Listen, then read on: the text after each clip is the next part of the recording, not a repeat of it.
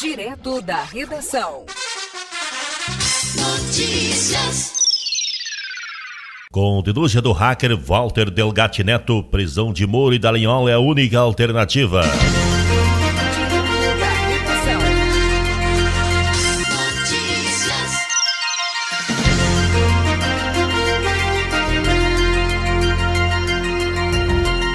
Olá, amigos, está no ar mais um Direto da Redação.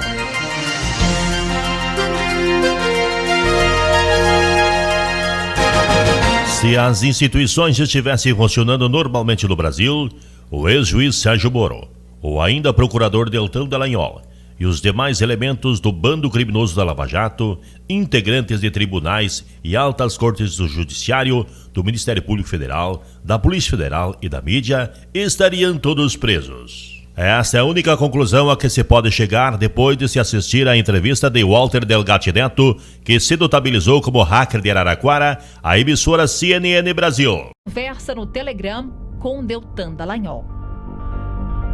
O Faquinha é nosso. Teria comemorado Dallagnol com procuradores da Lava Jato.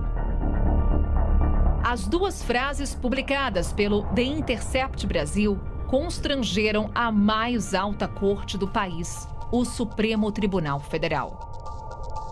Para o Intercept, os ministros Luiz Fux, Edson Fachin e Luiz Roberto Barroso eram tratados como aliados de altíssima confiança no STF entre os procuradores.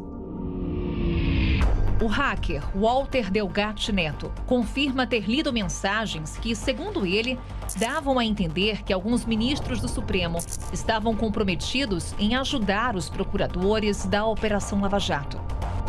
Na entrevista, Delgatti enfatizou que o Moro era o que tinha muito interesse do Lula. Conhecedor do conteúdo de todas as mensagens, ele sustenta que o fato pelo qual o prenderam não existe. Delgatti detalha aspectos publicados pelo site The Intercept Brasil, como, por exemplo, a promiscuidade de ministros do STF com procuradores da Lava Jato. Eles tinham um laço bem próximo, o Barroso e o Deltan, conversavam bastante e conversavam sobre processos também. Inclusive, o Barroso, em conversas, auxiliava o que colocar na peça, o que falar, um juiz auxiliando também o que deveria fazer o procurador. Ele explicou que Barroso, Fux e Fachin eram aliados de altíssima confiança no STF entre os procuradores. Os três, aliás, e não por coincidência, muito festejados nos grupos do Telegram, aí do bando criminoso. Ahá, Uhu, o Fachin é nosso, Id Fux me trust e Barroso vale por 100 PGRs. O Barroso, eles tinham um laço bem próximo. O Barroso e o Deltan conversavam bastante. Afirmou o hacker, acrescentando ainda que o iluminista ministro do STF também agia ilegalmente com o Moro e orientava a estratégia de acusação contra o Lula. Inclusive, o Barroso, em conversas, auxiliava o que colocar na peça, o que falar. Um juiz auxiliando do que deveria fazer um procurador. Delgatti também detalhou denúncias inéditas que não haviam sido divulgadas pelo Intercept. Ele disse, por exemplo, que os procuradores transpareceram terem ficado mais empolgados com o resultado da morte de Zavascki do que consternados com a morte trágica do então relator da Lava Jato no STF. O motivo da alegria ficou óbvio. Fachin assumiu a relatoria da Lava Jato no Supremo. Ahá, uhul! Outra novidade explosiva foi que a Lava Jato pretendia prender os ministros Gilmar Mendes e Dias Toffoli. Se Barroso, Fachin e Walter Delgatti vai além. Você acha que a Lava Jato de Curitiba queria prender ministros do Supremo? Eles queriam, eu não acho, eles queriam. Inclusive Gilmar Mendes e Dias Toffoli. Por que você acha que eles queriam chegar? Eles tentavam de tudo para conseguir chegar ao Gilmar Mendes e o Toffoli. Eles tentaram falar que o Toffoli formou o apartamento e que queriam que a OAS delatasse o Toffoli. Eles quebraram o sigilo do Gilmar Mendes na Suíça, do cartão de crédito, da conta bancária dele. Eles odiavam o Gilmar Mendes. Eles só falavam mal do Gilmar Mendes o tempo todo. Tem conversas deles falando sobre contas do Gilmar Mendes na Suíça? Tem. Inclusive está com a PF. Não há confirmação de que os procuradores da Lava Jato tiveram acesso a dados de Gilmar Mendes. A Constituição brasileira determina que ministros do Supremo só podem ser investigados com autorização da Corte ou pela PGR, a Procuradoria-Geral da República. A assessoria do ministro Luiz Roberto Barroso afirmou em nota que ele tem assento na primeira turma do Supremo Tribunal Federal e que Barroso jamais atuou em quaisquer casos da Operação Lava Jato, que são de competência da segunda turma. Além disso, jamais conversou com qualquer procurador sobre o conteúdo de qualquer processo da Lava Jato. O ministro Edson Fachin não quis comentar o conteúdo das mensagens vazadas sobre ele. Fachin enviou 2 documentos para a CNN Brasil, com resumos dos trabalhos da Lava Jato no Supremo Tribunal Federal. O STF, segundo Fachin, conseguiu arrecadar quase R$1 bilhão em multas fixadas nos acórdãos de delação premiada com investigados da Lava Jato. Os ministros Gilmar Mendes e Dias Toffoli foram procurados pela nossa reportagem, mas não quiseram se pronunciar. Perguntada a respeito, Delgatti foi categórico. Eles queriam. Eu não acho, eles queriam. Inclusive Gilmar Mendes e Dias Toffoli. Eles tentavam de tudo para conseguir chegar ao Gilmar Mendes e ao Toffoli. Eles tentaram falar que o Toffoli tentou reformar o apartamento e queria que a OAS dilatasse o Toffoli.